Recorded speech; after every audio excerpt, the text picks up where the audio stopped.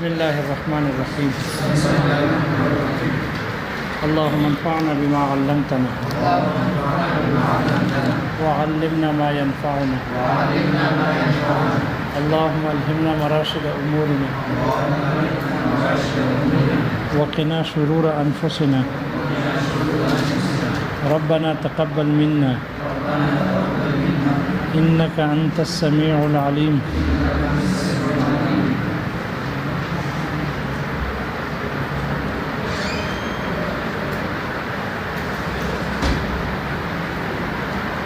ووجب مہر المثل بنفس العقد فی المفوضۃ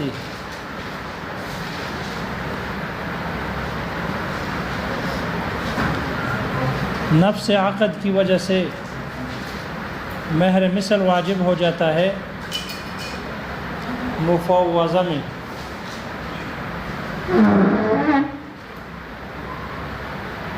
ایک ہوتی ہے مفوضہ اور ایک ہوتی ہے مفوضہ. یہاں جو متن ہے یہ مفوضہ ہے یا مفوضہ ہے؟ شارح نے مفوضہ کی تعریف کی ہے. مفوضہ اس عورت کو کہتے ہیں التی فوضت نفسها بلا مہر. وہ عورت جو اپنے آپ کو حوالے کر دے، سپرد کر دے بغیر مہر کے، یہ ہے مفوضہ. اس میں فاعل. اور مفوضہ اس کو کہتے ہیں کہ جس عورت کو اس کا ولی فوضہا ولیہا بلا مہر یا علی اللہ مہر لہا، جس عورت کو اس کا ولی حوالے کر دے بغیر مہر کے، وہ ہے مفوضہ. اس میں مفعول. یہاں یہ مفوضہ ہے یا مفوضہ ہے؟ شارح کہتے ہیں مفوضہ زیادہ اولا ہے. وجہ یہ ہے کہ مفوضہ میں ہمارے ساتھ امام شافعی رحمہ اللہ کا محل اختلاف باقی نہیں رہتا. مفوضہ میں اور مفوضہ میں جو مسئلہ ہمارے ہاں درپیش ہے، اس مسئلے میں امام شافعی رحمہ اللہ کا ہمارے ساتھ اختلاف ہے. اگر مفوضہ کریں گے تو پھر محل اختلاف نہ رہے گا، لیکن محشی کہتے ہیں رہے گا. البتہ یہ کہ محل اختلاف ایک ہے پھر دو ہو جائے گا. پھر کیا ہو جائے گا؟ مسئلہ سمجھو بھائی. مسئلہ یہ کہ امام شافعی رحمہ اللہ کے نزدیک عورت کا نکاح بلا ولی کے درست نہیں ہے. عورت کا نکاح بلا ولی کے درست نہیں ہے، ولی کا ہونا ضروری ہے. اس لیے اگر مفوضہ کریں گے تو جو عورت خود اپنے آپ کو حوالے کر دے ولی کی اجازت کے بغیر، تو امام شافعی رحمہ اللہ کے نزدیک ان کا نکاح ہوگا؟ نہیں ہوگا. جب نکاح ہی نہیں ہے تو پھر مہر کے بارے میں لڑنا کہ مہر کب واجب ہوگا، مہر کے وجوب کا وقت کون سا ہے، اس میں اختلاف پھر ثانوی چیز ہے. پہلے نکاح تو ثابت ہو. ان کے نزدیک نکاح ہی درست نہیں ہے. مسئلہ سمجھ میں آ گیا؟ اس لیے شارح کہتے ہیں اولا یہ ہے کہ یہ اس کو مفوضہ پڑھا جائے کہ وہ عورت جس کو اس کا ولی بغیر مہر کے حوالے کر دے، بغیر مہر کے حوالے کر دے، یا اس شرط پر حوالے کر دے کہ اس کو مہر نہیں دینی، مہر نہ دو لیکن خدا کے لیے غم لے جاؤ، یہ غم لے جاؤ.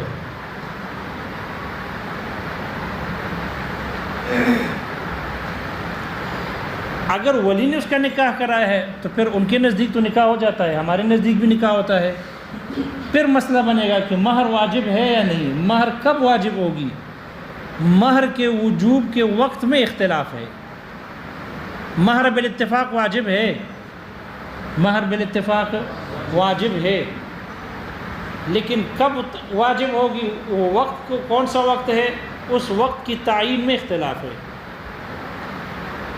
شوافی حضرات کہتے ہیں کہ اگر اس طرح کی عورت ہو جس کا مہر متعین نہیں ہے، ولی نے اس عورت کو حوالے کر دیا اور بغیر مہر کے تذکرہ نہیں ہوا، یا اس شرط پر حوالے کر دیا کہ مہر دینا ہی نہیں ہے، مہر کی نفی کر دی، تو مہر کی نفی کرنے سے تو مہر کی نفی تو نہیں ہوتی، مہر پھر بھی واجب ہے بالاتفاق.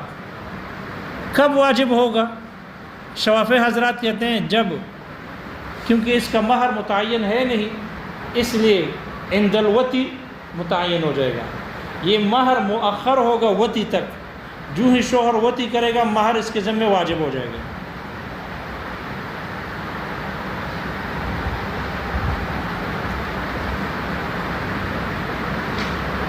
یہی وجہ ہے کہ اگر کوئی شوہر کا ایسا نکاح ہوا ہو کہ جو بلا مہر کے نکاح ہوا ہو اور ولی نے اس کا نکاح کرایا ہو بغیر مہر کے، اور پھر شوہر وتی کرنے سے پہلے مر جائے، تو ان کے نزدیک مہر واجب نہ ہوئی، اس لیے کہ مہر کی تاخیر ہو گئی، مؤخر ہوتی ہے وتی تک، اور وتی پائی نہیں گئی، لہذا جب وتی نہیں پائی گئی تو پھر مہر بھی واجب ہو، ان کے نزدیک مہر واجب نہیں۔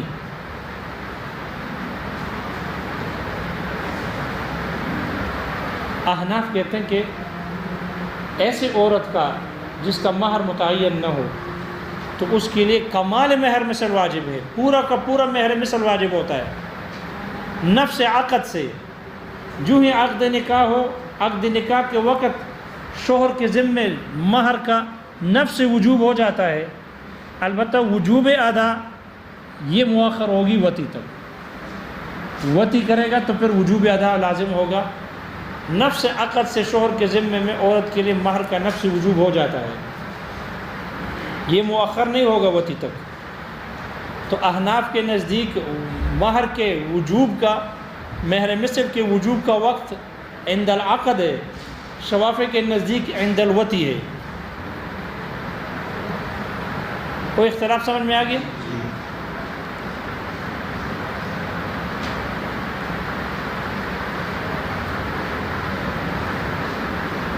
البتہ احناف کا استدلال کرتے ہیں اللہ تعالیٰ کے فرمان سے، وَأُحِلَّ لَكُمْ مَا وَرَاءَ ذَلِكُمْ أَن تَبْتَغُوا بِأَمْوَالِكُمْ۔ وَأُحِلَّ لَكُمْ مَا وَرَاءَ ذَلِكُمْ، پیچھے محرمات کا ذکر ہے، حرمت علیکم امہاتکم وبناتکم، تو یہ محرمات کا ذکر کرنے کے بعد پھر اللہ نے فرمایا وَأُحِلَّ لَكُمْ مَا وَرَاءَ ذَلِكُمْ، ان محرمات کے علاوہ جتنی بھی عورتیں ہیں وہ ان کو تمہارے لیے حلال کیا گیا۔ اس وجہ سے حلال کیا تاکہ تم ان تبتغوا باموالکم، ان تبتغوا یا بدل ہے اور یا یہ مفعول لہو ہے، اس لیے حلال کیا تاکہ تم ان کو تلاش کرو، ان تبتغوا باموالکم، اپنے مالوں سے تلاش کرو۔ محل استشہاد ہے لفظ با، الباء للالصاق، الباء للالصاق، با آتی ہے الصاق کے لیے، یہ کتاب اللہ کا خاص ہے، وضع عالمانہ معلوم، اس کو ایک معلوم معنی کے لیے وضع کیا گیا ہے، اور وہ ہے الصاق۔ با کیا کرتی ہے؟ یہ با اپنے ماقبل کو مابعد سے ملانے کے لیے آتی ہے، تو با کا ماقبل ملصق اور با کا مدخول ملصق بھی، با کا مدخول ملصق بھی۔ یہ کتاب اللہ کا خاص ہے، یہ دلالت کرتا ہے کہ یہ جو با کا ماقبل ہے ابتغاء، ان تبتغوا، یہ ہے ملصق، اور باموالکم، اموال پر با داخل ہے، یہ ہے ملصق بھی۔ لہذا یہ با یہ چاہتی ہے کہ ماقبل ابتغاء یہ مال کے ساتھ ملا ہوا ہو، جب بھی عورت کو تلاش کرنا ہو، یعنی عقد نکاح کرنا ہو، وہ عقد نکاح، وہ تلاش مال سے ملا ہوا ہونا ضروری ہے،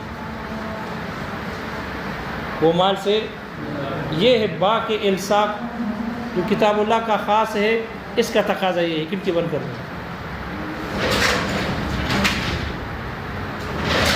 سمجھ میں آئے؟ احناف کے استدلال، شارح کہتے ہیں بعض حضرات نے کہا کہ با سے استدلال تو ہے، لفظ ابتغاء بھی کتاب اللہ کا خاص ہے، ابتغاء یبتغی، ابتغاء بمعنی طلب یطلب، تو یہ بھی بمعنی طلب کے ہے، یہ بھی کتاب اللہ کا خاص ہے، وضع عالمانہ معلوم ہے طلب کے لیے۔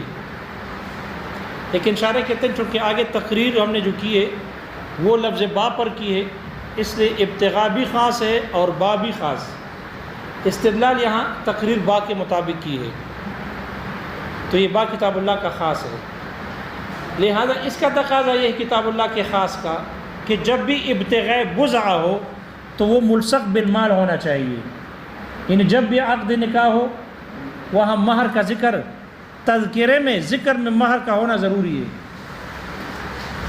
لیکن اگر کوئی مہر ذکر نہ کرے یا مہر کی نفی کر دے تو پھر کم از کم یہ ہو کہ شوہر کے ذمے میں مہر واجب ہو، شوہر کے ذمے میں. ورنہ ویسے تذکرے میں مہر ضروری ہے کہ مہر کا تذکرہ ہو، لیکن اگر تذکرہ نہ کیا جائے یا اس کی نفی کی جائے تو پھر کم از کم با کے تقاضا یہ ہے کہ یہاں مہر شوہر کے ذمے میں واجب کی جائے.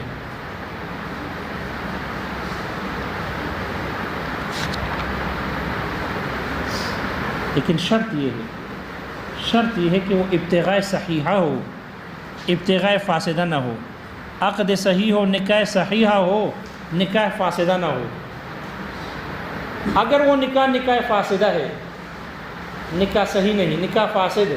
نکاح فاسد جیسے نکاح بلا شہودن، دونوں پارک گئے تھے، پارک میں جا کے دونوں کا دل آ گیا اور ایک نے کہا میں نے اپنے آپ کو تم پر قربان کر دیا، دوسرے نے کہا قبول ہے، اب کوئی گواہ نہیں ہے، رحمۃ اللہ کو چھوڑ دو، یہ کام کر چکا ہے، اپنی فکر کرو.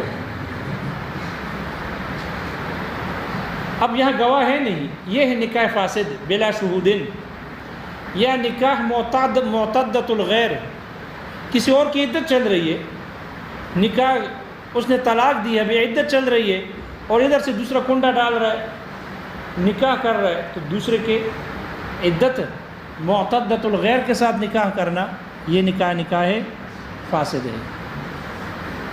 یا کسی کی نکاح میں ایک عورت تھی، اس کو طلاق دے دی، ابھی عدت چل رہی ہے اور اپنی بیوی کی بہن کے ساتھ تعلقات بنا رہا ہے، نکاح کر رہے یا نکاح کر لیا، تو یہ بھی نکاح فاسد ہے. تو ابتغاء کے لیے ابتغاء کے وقت مہر لازم ہے، وہ ابتغاء ہو کہ جو نکاح صحیحہ ہو. اگر نکاح فاسد ہے تو پھر بالاجماع مہر کا وقت عند الوتی ہے، وتی کرے گا تو مہر مثل واجب ہوگا، قبل الوتی مہر مثل واجب نہیں ہے اگر نکاح فاسد ہے.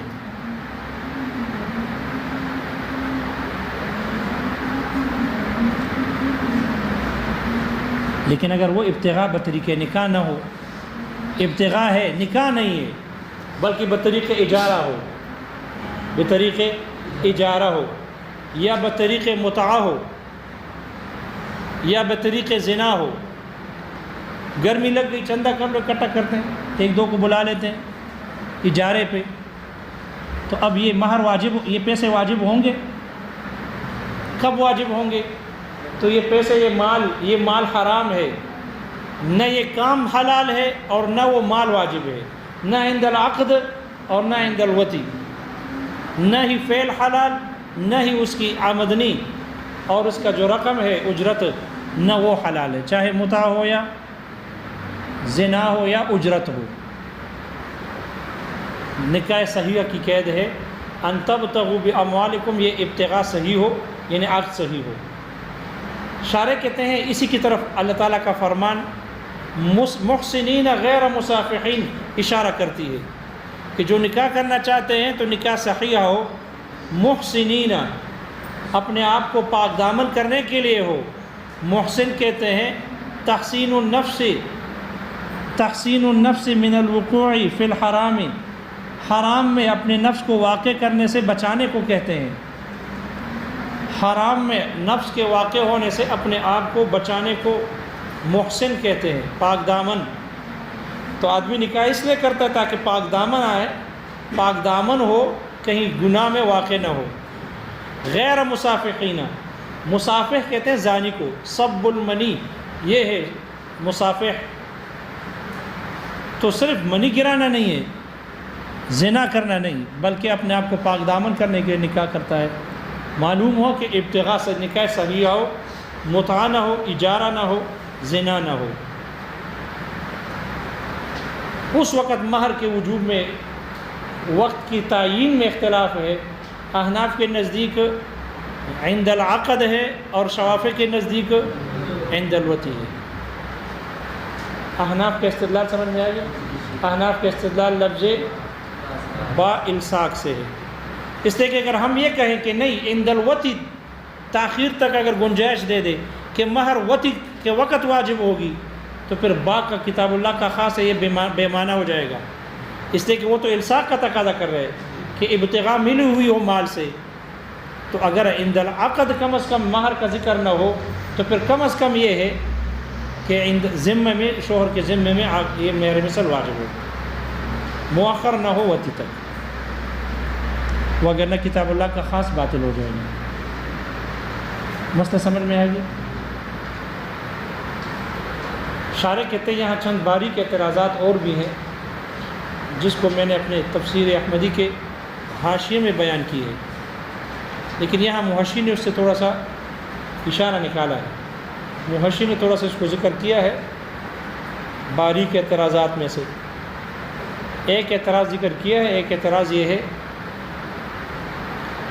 کہ آپ جو اس ان تبتغوا باموالکم والی آیت سے استدلال کرتے ہو مہر کے وجوب کے میں، تو اس سے مہر کا وجوب تو ثابت نہیں ہو رہا ہے۔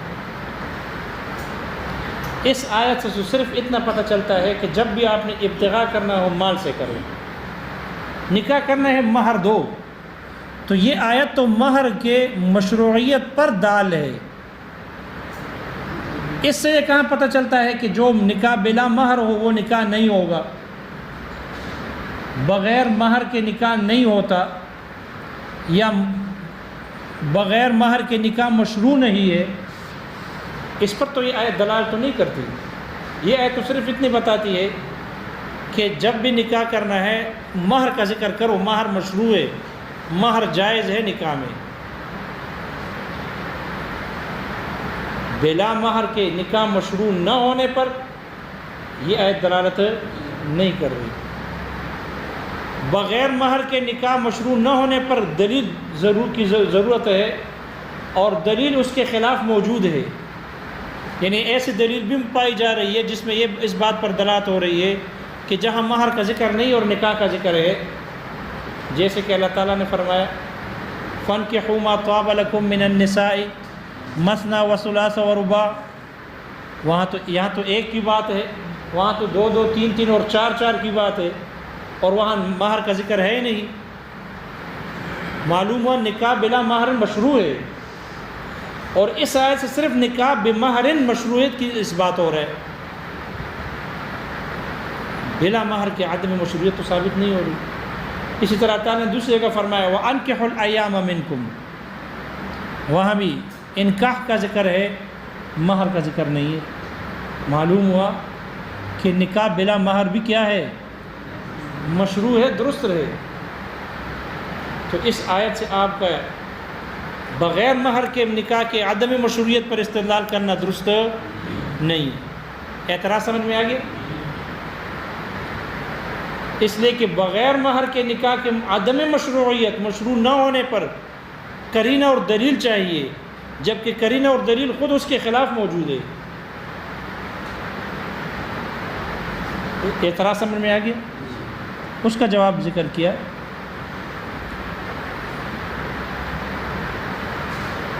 اس لیے کہ ان کا استدلال وہ یہ ہے، معترض کا استدلال یہ ہے، وہ کہتے ہیں یہاں مہر کا ذکر ہے، نکاح مطلق نہیں ہے، مقید بمہرن ہے، تو یہ مقید ہے، اور ان دو آیاتوں میں فَانْكِحُوا مَا طَابَ لَكُم والی آیت میں، وَأَنْكِحُوا الْأَيَّامَ والی آیت میں وہاں نکاح مطلق ہے، مہر کی قید ہے نہیں۔ اور آپ کا اصول یہ ہے کہ المطلق یجری علی اطلاقہ والمقید یجری علی تقییدہ، کتاب اللہ کا جو مطلق ہوگا وہ مطلق جاری اپنے اطلاق پر جاری رہے گا، اور کتاب اللہ کا مقید اپنے تقیید قید پر جاری رہے گا، مطلق کو مقید پر محمول نہیں کیا جائے گا۔ یہ آپ کے ہاں اصول ہے۔ اعتراض سمجھ میں ہے؟ تو انہوں نے اس سے استدلال کیا کہ ایک مقید بمہرن ہے اور دوسری جگہ مطلق ہے، اور اصول یہ ہے المطلق یجری علی اطلاقہ والمقید یجری علی تقییدہ۔ اس لیے ان دو آیتوں سے پتہ چلتا ہے کہ مہر کے بغیر بھی نکاح مشروع، اور ادھر سے پتہ چل رہا ہے کہ مہر کے ساتھ مشروع ہے۔ بغیر مہر کے عدم مشروعیت یہ قرینہ اور دلیل کی محتاج ہے جو قائم نہیں ہے اس پر، بلکہ اس کے خلاف موجود ہے۔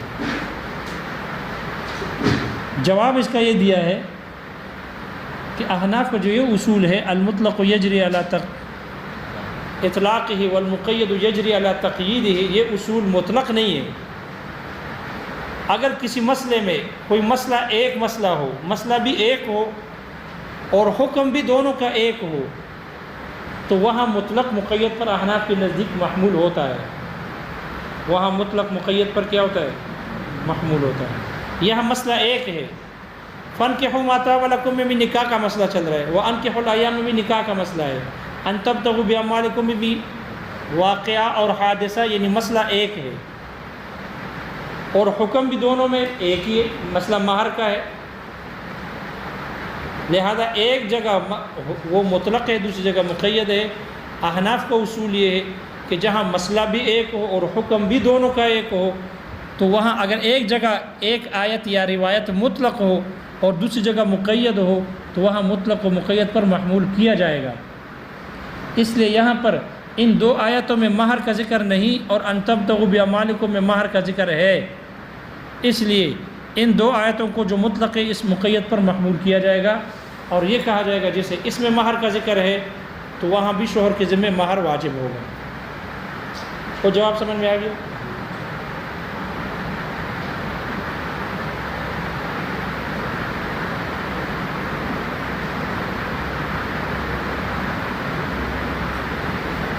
یہاں یہ مسئلہ ختم ہو گیا۔ چھٹی تفریع تھی کتاب اللہ کے خاص پر مہر کی تعین میں اختلاف تھا کہ کس وقت ہوگا۔ دوسرا مسئلہ ہے مہر کتنی مقدار میں واجب ہے، مہر کی مقدار وجوب میں اختلاف۔ یہ شاشی کا مسئلہ ہے، پڑھ چکے ہو۔ شافعی حضرات کے نزدیک مہر کا مسئلہ وہ ان کو قیاس کرتے ہیں عقد معاوضہ پر، اور یہ مہر جو ہے یہ مفوض ہے علی رأی الزوجین، علی رأی العباد، بندوں کے رائے کے حوالے ہے۔ وہ جس چیز کو جو چیز ثمن بننے کی صلاحیت رکھتی ہے وہ مہر بننے کی بھی صلاحیت رکھتی ہے، لہذا زوجین جس مہر پر جس چیز پر راضی ہو جائے وہی اس کا مہر ہے، چاہے وہ 5 درہم ہو، 2 درہم ہو، 1 درہم ہو، یا وہ 1000 درہم ہو۔ مہر کی زیادہ سے زیادہ مقدار میں کوئی اختلاف نہیں ہے، مہر کی سے کم مقدار میں اختلاف ہے۔ شوافع کے نزدیک کم سے کم مقدار مفوض الی رأی الزوجین ہے، الی رأی العباد ہے، کیونکہ وہ اس کو قیاس کرتے ہیں عقد معاوضہ پر۔ وہ کہتے ہیں جو چیز ثمن بننے کی صلاحیت رکھتی ہے مہر بھی بن سکتی ہے، اب چاہے وہ ادنا ہو اعلیٰ ہو، اس کی مقدار جو بھی ہو، میاں بیوی جس پر راضی ہو وہی چیز مہر بن جائے گی، کم ہو یا زیادہ۔ احناف کہتے ہیں کہ نہیں، زیادہ سے زیادہ مہر کی تو کوئی مقدار نہیں ہے، اس لیے کہ حضرت عمر فاروق رضی اللہ عنہ نے ایک مرتبہ ارادہ کیا کہ زیادہ سے زیادہ مہر کو متعین کیا جائے، تو اس میں ایک بوڑھی عورت نے اس پر اعتراض کیا کہ تم کون ہو زیادہ مہر کو کی مقدار کو متعین کرنے والے، جبکہ اللہ تعالیٰ نے مقدار کو متعین نہیں کیا۔ اللہ تعالیٰ نے فرمایا وَإِنْ آتَيْتُمْ إِحْدَاهُنَّ قِنْطَارًا، اگر تم ان عورتوں میں سے کسی ایک کو قنطار دے دو مہر میں، قنطار، اور قنطار بہت بڑا مال کو کہتے ہیں، زیادہ مال کو قنطار کہتے ہیں۔ معلوم مہر میں مقدار جتنا زیادہ دے سکتے ہیں، تعین نہیں ہے، لہذا آپ تعین نہیں کر سکتے۔ عمر فاروق رضی اللہ عنہ پھر سے رک گئے، متعین نہیں کیا زیادہ مقدار کو۔ کم سے کم مقدار کے بارے میں احناف استدلال کرتے ہیں کتاب اللہ کی آیت سے، قد علمنا ما فرضنا علیہم فی ازواجہم وما ملکت ایمانہم سے استدلال کرتے ہیں۔ احناف کہتے ہیں کم سے کم مقدار 10 درہم ہے، اور استدلال کتاب اللہ کی اس آیت سے ہے قد علمنا ما فرضنا، لفظ فرضنا سے استدلال ہے۔ قد علمنا ما فرضنا اے ما قدرنا، ہم نے معلوم ہے کہ جو ہم نے مقرر کیا ہے، فرضنا مانا مقرر کرنا، جو ہم نے مقرر کیا ہے فی ازواجہم ان کے شوہروں میں، علیہم ان کے شوہروں پر ہم نے واجب کیا ہے، فی ازواجہم ان کی بیویوں کے بارے میں، وما ملکت ایمانہم اور ان کے باندیوں کے حق میں۔ احناف استدلال کرتے ہیں لفظ فرض سے، فرض بمعنی تقدیر، مقرر کرنا۔ معلوم ہوا مہر مقرر ہے، مہر کیا ہے؟ مقرر ہے، اس لیے کہ فرض کتاب اللہ کا خاص ہے، ایک معلوم معنی کے لیے اس کو وضع ہے، اور وہ ہے تقدیر، یعنی مقرر کرنا۔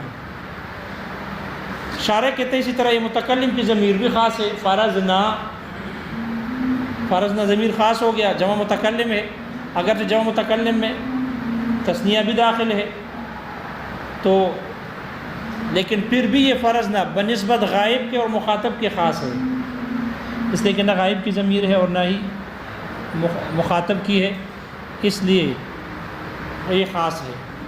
شارح نے صاحب توضیح کی طرف اشارہ کرتے ہوئے کہا کہ صاحب توضیح کے نزدیک اسناد بھی خاص ہے، اللہ نے فرض کی نسبت اپنی طرف کی ہے، فعل کی نسبت فاعل کی طرف کی گئی ہے، اور اللہ نے اس کی نسبت اپنے طرف کی ہے، تو یہ اسناد بھی خاص ہے، اسناد بھی کیا ہے؟ خاص ہے۔ معلوم ہو المہر مقرر ہے، مہر کیا ہے؟ مقرر ہے۔ کتنی مقدار میں مقرر ہے؟ یہ مقدار مجمل ہے، مقرر ہے، کتاب اللہ کے خاص سے معلوم ہو گیا۔ کتنی مقدار مقرر ہے؟ وہ مقدار متعین مقدار، وہ مجمل ہے، اس میں یہ آیت مجمل ہے۔ آیت کیا ہے؟ مجمل ہے، اور مجمل کے لیے متکلم کی بیان کی ضرورت ہے، اور متکلم کا بیان یہاں خبر واحد ہے۔ آپ علیہ الصلوۃ والسلام نے فرمایا لا مہر لاقل من 10 دراہم، مہر 10 درہم سے کم نہیں، 10 درہم سے کم مہر نہیں ہے۔ تو جو کتاب اللہ کا مجمل ہوتا ہے اس کے لیے خبر واحد بیان بن سکتا ہے، اس لیے خبر واحد کو اس کے لیے بیان بنا دیا، اور اقل مہر متعین ہو گیا کہ وہ 10 درہم ہے۔ اسی طرح قیاس سے بھی پتہ چل رہا ہے کہ کم سے کم مہر کی مقدار 10 درہم ہے۔ قیاس، اس کو قیاس کیا، شارح کہتے ہیں ہم اس کو قیاس کریں گے قطع الید پر۔ سارق کا ہاتھ کاٹا جاتا ہے کتنی مقدار میں؟ کم از کم 10 درہم۔ اگر کم از کم 10 درہم چوری کر لے تو پھر اس کا ہاتھ کاٹا جائے گا۔ دیکھو ہاتھ کاٹنا ایک عضو ہے، یہ ہاتھ بڑا قیمتی تھا، لیکن جب اس نے چوری کی تو بڑا ہلکا ہو گیا، گٹھیا ہو گیا۔ اب یہ بھی کہ ایک انسان کا عضو ہے تو اس کی قیمت 10 درہم، تو بزا بھی تو ایک عضو ہے، ایک گوشت کا ٹکڑا ہے، لذیذ صحیح لیکن گوشت کا ٹکڑا ہے نا، ایک عضو ہے، لہذا جب وہ بھی ایک عضو ہے تو اس کی بھی کم سے کم قیمت 10 درہم ہوگی۔ ملک کے بزا کو قیاس کیا قطع الید پر، عضو ہونے میں دونوں برابر ہیں، لہذا جب وہاں 10 درہم ہے یہاں بھی 10 درہم ہوں گے۔ تو قد علمنا ما فرضنا کتاب اللہ کے خاص سے پتہ چل گیا کہ مہر مقرر ہے۔ ایسا نہیں ہے کہ جو مفوض الی رأی العباد ہے، جو وہ دونوں پسند کر لے، مرضی ہے، جتنی مقدار پر راضی ہو، نہیں، ایسا نہیں ہے، اللہ نے مقرر کیا ہے۔ کتنا مقرر کیا ہے؟ یہ تعیین میں یہ آیت مجمل ہے، جس کے لیے خبر واحد اور قیاس کو اس کے لیے بیان بنا دیا۔ اس سے پتہ چلا کہ کم سے کم مہر کی تعیین مقدار 10 درہم ہے۔ احناف کا استدلال سمجھ میں آ گیا؟ محشی کہتے ہیں، محشی کہتے ہیں، ایک حدیث آتی ہے بخاری میں، آپ کو اس بخاری کی حدیث سے دھوکہ نہ ہو۔ محشی کہتے ہیں کہ آپ علیہ الصلوۃ والسلام ایک مرتبہ مجلس میں بیٹھے ہوئے تھے، تو ایک عورت نے نبی علیہ الصلوۃ والسلام کو اپنا وکیل بنایا کہ میں آپ کو اپنا وکیل بناتی ہوں، میرا کہیں نکاح کرا دو۔ صحابی نے سنا، مجلس میں بیٹھے ہوئے تھے،